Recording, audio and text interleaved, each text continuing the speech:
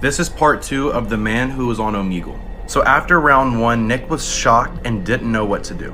The deaf man then held up a sign that said round 2.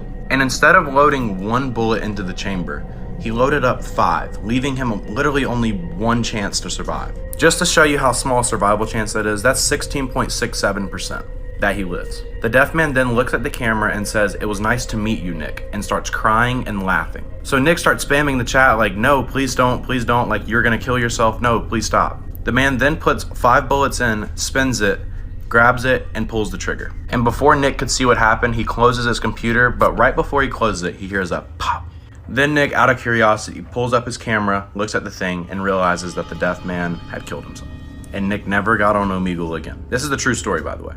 So if you guys enjoyed it, make sure to follow and leave me a like for another story like this. So I'll see you guys later. I'm live on Twitch right now. Click the link in my bio. See you there. This is the story about the blind woman who could see ghosts.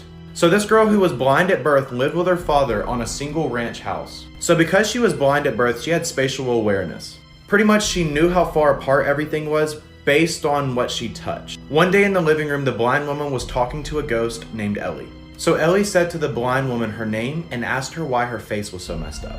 So the blind woman then asked, "Why is my face messed up? What's wrong with it?" And at that point, the father then heard the conversation and snagged the blind woman out of the room and said, "Who were you talking to?" The blind woman then replied, "I was speaking to Ellie," and then the father laughed. Over the course of the next few months, the blind woman started speaking to over 13 ghosts. And each time she would speak, her father would get very, very upset at her for speaking to ghosts. So one day, the blind woman fell in the kitchen and had to call the paramedics. And once the paramedics arrived there, she asked, "Can my dad come with me to the hospital?" The paramedic then replied, "Your dad's been dead for 6 years." Make sure to like for a part 2. Scary games that you won't play? But we will. 100%. We can do it right here, right? We are here, Ouija. We are here, Ouija. We are here, Ouija. Okay. Is there anybody here with us today? I feel good. You cold? I'm freezing. If you are here, make yourself known. Hear how fucking loud it just got? It's really loud. It got fucking... If that makes you mad, do something about it. Let us know that you're here. Yeah.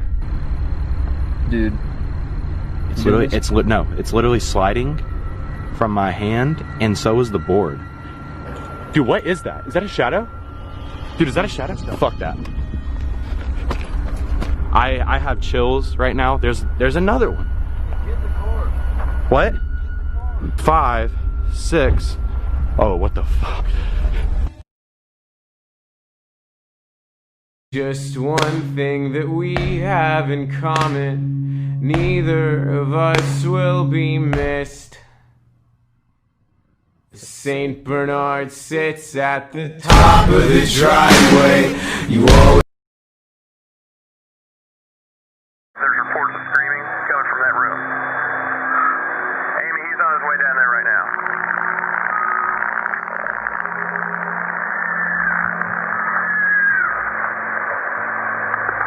What's going on, John?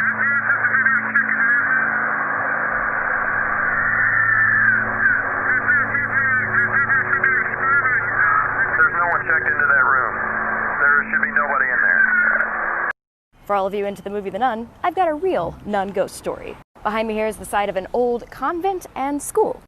Sadly, the old convent behind the church is now a parking lot. Good news is this nun is nobody to be afraid of. She is just still walking the old hallways where the convent used to be.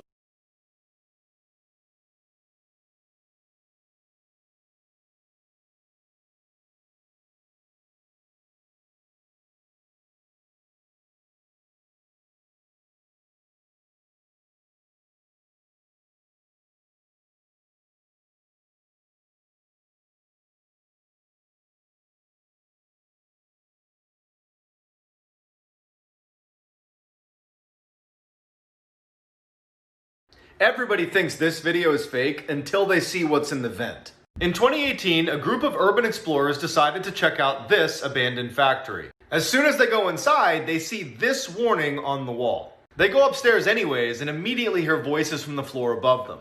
Instead of running away like normal people, they go up to have a look.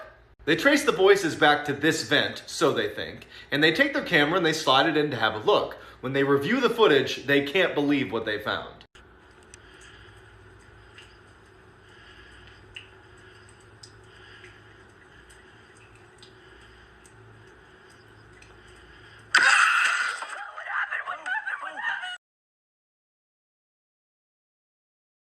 My traumatic encounter with a ghost, part 1.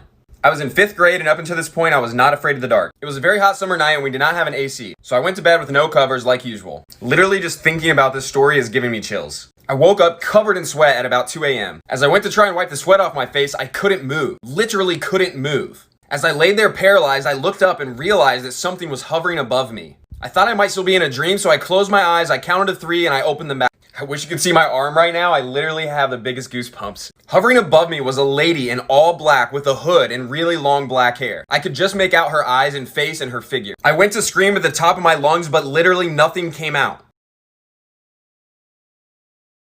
My traumatic encounter with a ghost, part 2. So this lady in all black is hovering right above me. I went to scream and nothing came out. She slowly started hovering down right above me. I distinctly remember her putting her finger on her mouth like this as almost to say, shh. I still can't move. I'm also trying to scream with everything in my might and I can't. Then she starts lowering her hand down towards my mouth. I close my eyes and just start counting in my head and just hoping that she goes away. After what seemed like forever, I was finally able to scream. My parents were still awake and they came running upstairs. I told them what happened and they didn't even believe me. Ever since that day, I've had to sleep with a nightlight. This is why you should never record yourself sleeping. Part 2. If you haven't seen part 1 of this story, go watch it. It's the one before this. So picking back up where I left off, the woman downloaded a voice recorder app. And when she woke up in the middle of the night, she heard "nice try."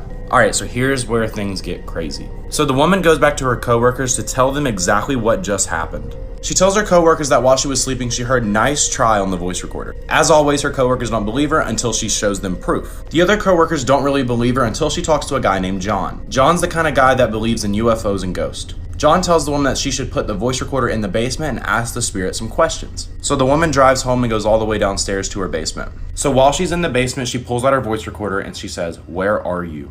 She asked the question a couple more times with no response. So right as she was giving up on talking to the spirit, she starts walking up the stairs. And then she hears the voice recorder say, "Behind you." If you guys want a part 3 of this story, make sure to like and follow. I will see you guys later and peace out. Have a good one.